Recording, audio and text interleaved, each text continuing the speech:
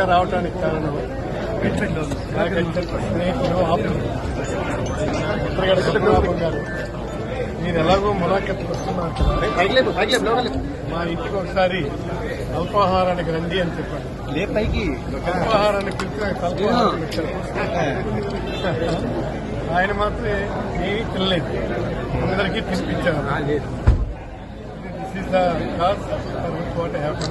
ఇప్పుడు కూటమి ప్రభుత్వం దాడులు చేస్తుంది కదండి, దీని మీద మీ ఒపీనియన్ ఏంటి సార్? వాళ్ళ దాడులు వాళ్ళే కొట్టుకుంటారు ఫైనల్, అంతే కదా? వాళ్ళ దాడులు వాళ్ళే ఫైనల్ గా కొట్టుకొని యాదవ్ కులంలో ముస్లిం లాగా కొట్టుకొని తెస్తారు వాళ్ళు.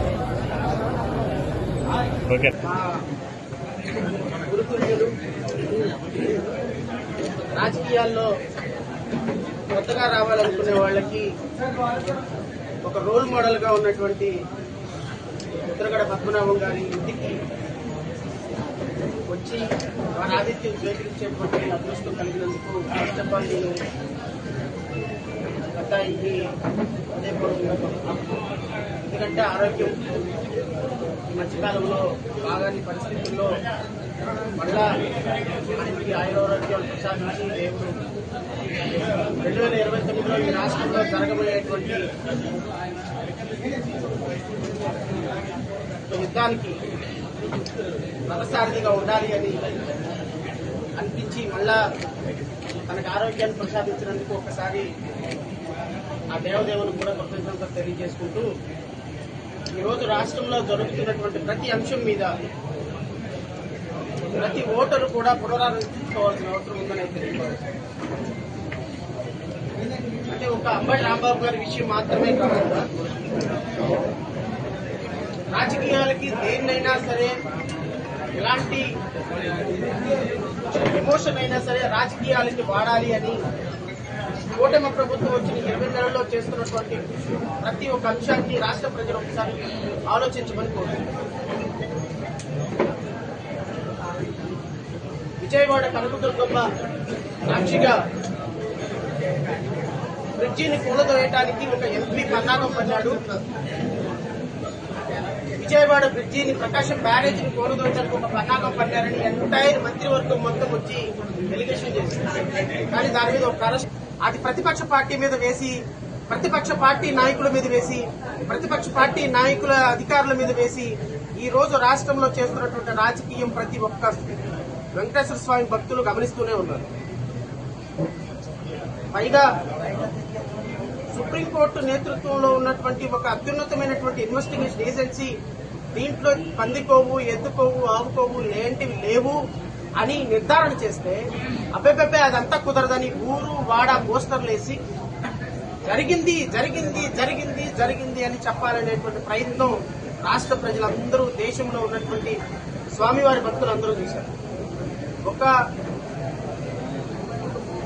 ఊరు వాడ వేస్తున్నటువంటి ఒక పోస్టర్ ని మా పార్టీకి సంబంధించుకోకపోగా మరొక్కసారి మాట్లాడితే ఇంతకు మించి రెండింతలు చూస్తారు అని వార్నింగ్ ఇచ్చినటువంటి ఎమ్మెల్యే గారి మీద ఏం యాక్షన్ తీసుకున్నారు సార్ అని నేను అడుగుతున్నాను. ఇది రాజకీయాలకు సంబంధించిన అంశం కానే కాదు. ఒక పార్టీ అధ్యక్షుడిగా ఈరోజు ఇంకొక పార్టీలో ఉన్నటువంటి ఒక నాయకుడికి జరిగిన అన్యాయం మీద కులాలకి, మతాలకి, ప్రాంతాలకి, పార్టీలకు అతీతంగా మద్దతు ఇవ్వాల్సిన సందర్భం. ఆ రోజు మీ మిస్సెస్ ని ఒక మాట అంటే మేమందరం మద్దతుగా రాలేదా? భువనేశ్వర్ గారి మీద ఒక మాట అంటే అసెంబ్లీలో మేమందరం మీకు మద్దతుగా రాలేదా? రాజకీయాలకు సంబంధం లేని మహిళల ఇళ్ల మీద దాడులు చేస్తారు. రాజకీయాలకు సంబంధం లేని చిన్నపిల్లల ఇళ్ల మీద దాడులు చేసి, వేల మంది దాడులు చేసి, మారణాయుధాలతోటి వాళ్ళ ఇంటిని రచ్చ చేసి వాళ్ళ ఇంట్లో మొత్తం ధ్వంసం చేస్తారు. ఇది ప్రజాస్వామ్యమా? ఇలాంటి పరిస్థితుల్లో రేపొద్దున జడా శ్రవణ్ కుమార్ కావచ్చు, ఇంకొకరు కావచ్చు, ఒక మాట రాజకీయాల్లో ఒక తప్పు మాట మాట్లాడితే కేసులు పెట్టి 53 కేసులు పెట్టి లోపల వేసి వాళ్ళ ఇళ్ల మీద దాడులు చేస్తే రేపొద్దున ఇంకా డెమోక్రసీ ఎక్కడ ఉంటుంది?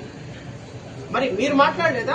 ముఖ్యమంత్రి గారిని పచ్చి కూతురు మాట్లాడలేదా? మీ అబ్బాయి ఈరోజు మంత్రిగా ఉన్నటువంటి Nara Lokesh, de facto chief minister ఉన్న నారా లోకేష్ ఎన్నిసార్లు సైకో ముఖ్యమంత్రి అని మాట్లాడలేదా ముఖ్యమంత్రి? ఆ రోజు కేసులు పెట్టారా మీ అబ్బాయి మీద? ఆ రోజు కేసులు పెట్టారా ముఖ్యమంత్రి గారి మీద? సో దయచేసి అధికారాన్ని సక్రమ మార్గంలో వాడండి. మీరు అధికారాన్ని సక్రమ మార్గంలో వాడని కారణంగానే ఈరోజు ఇన్ని లక్షల మంది ఒక అంబటి రాంబాబు గారి కుటుంబానికి బాసటగా నిలబడ్డారు. అలాంటి వాళ్ళందరం కూడా ఈ రోజు వచ్చి ఆయనకు బాధ్యతగా నిలబడుతున్నాం. ఆయన ఒక న్యాయవాది, ఒక లాయర్ కి మాజీ మంత్రికి ఒక చిన్న మాట మాట్లాడితే 70 సంవత్సరాల వ్యక్తి వేల మంది నా మీద వచ్చి నన్ను కొడుతుంటే సహజంగానే డిఫెన్స్ లో ఉండి ఒక మాట డ్రాప్ అయి ఉండొచ్చేమో. అది అనాలిసి వచ్చిన మాట కాదు అని పశ్చాత్తాపం కూడా ఆయన వ్యక్తం చేసిన సందర్భంలో ఒక మాట అన్నటువంటి వ్యక్తిని ఇన్ని రోజులు సెంట్రల్ జైల్లో పెడుతున్నారే, మరి వాళ్ళ ఇంటి మీద దాడి చేసిన వ్యక్తిని ఏ జైల్లో పెట్టారండి?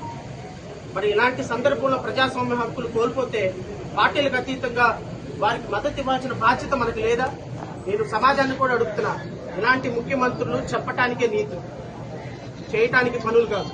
ఈ హోమ్ మినిస్టరు, ముఖ్యమంత్రి, ఉప ముఖ్యమంత్రి, ఎంటైర్ ప్రభుత్వం ప్రజల ప్రాథమిక హక్కుల్ని తొంగలో తొక్కి పబ్లిక్ గా వాళ్ళ పొలిటికల్ ఎజెండా అమలు చేస్తున్నారు. ఈవెన్ ఇలాంటి దాడులు జరిగినప్పుడు నిలువరించాల్సిన పోలీసులు కూడా మోస్ట్ అన్ఫార్చునేట్, పోలీసులు దగ్గరుండి అంబటి రాంబాబు ఇంటిని పగలగొడుతుంటే, ధ్వంసం చేస్తుంటే నిశ్చేష్టులై చూస్తుండిపోయినటువంటి ఈ వ్యవస్థలో పోలీసుల మీద నమ్మకం సామాన్య ప్రజలకు ఎలా కలుగుతుంది అనేది ఒకసారి ఆలోచించమని కోరుతున్నాను. ఇది పార్టీల కోసం చేసే పోరాటం కానే కాదు. ఒక వ్యక్తి ప్రాథమిక ఇంట్లో ఉన్న మహిళలు, రాజకీయాలకు సంబంధం లేని మహిళల మీద దాడులు చేసే సంస్కృతి నుంచి అన్ని రాజకీయ పార్టీలు బయటపడాల్సిన బాధ్యత ఉంది. ఎవరుంటే రాజకీయంగా మేము చూసుకుందాం. మన ఇంట్లో పిల్లల దగ్గరికి వెళ్లకూడదు, మన ఇంట్లో మహిళల దగ్గరికి వెళ్లకూడదు, వాళ్ళ మీద దాడులు చేయకూడదు. అలాంటి సంస్కృతిని ప్రోత్సహిస్తున్న కూటమి ప్రభుత్వానికి 2029లో బుద్ధి చెప్పే రోజు ఖచ్చితంగా ఉంది. మేమందరం కూడా ప్రజాస్వామ్యవాదులు అందరం కూడా ఖచ్చితంగా ఇలాంటి అన్డెమోక్రటిక్ యాక్టివిటీస్ కి మేము ఎప్పటికీ మద్దతుగానే ఉంటాం. రాంబాబు గారి కుటుంబానికి మద్దతుగా ఉంటాం. ముద్రగడ పద్మనాభం గారు లాంటి వ్యక్తులు, మాలాంటి వ్యక్తులకు రోల్ మోడల్ గా ఉన్నంత వరకు రాజకీయాలు స్పష్టంగా సూటిగా నడిపించడానికి మేము పూర్తి స్థాయిలో మద్దతు తెలుపుతామని మీ అందరికీ తెలియజేస్తూ, నాకు ఈ అవకాశం ఇచ్చినటువంటి పెద్దలందరికీ కూడా మరొకసారి కృతజ్ఞతలు తెలియజేసుకుంటూ, రాష్ట్ర ప్రజలందరూ ఈ అమానవీయమైనటువంటి సంఘటనని ఖండించాల్సిందిగా కుల మత ప్రాంత భేదాలకు అతీతంగా అందరినీ కూడా నేను